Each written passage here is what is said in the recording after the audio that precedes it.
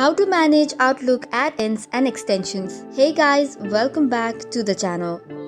In order to manage the add-ins in Outlook desktop, first and foremost, open the Outlook application on your computer. Once you have launched the Outlook application, go to the File menu. It is usually available on the top left corner of the screen. After you have tapped on the File menu, you will see Options from the sidebar. Once you click on Options, it will open another page.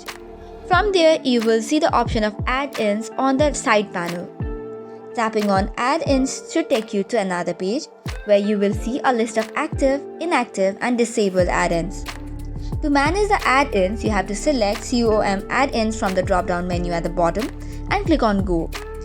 To enable and disable an add-in, check or uncheck the box next to it. Click on OK to save your changes.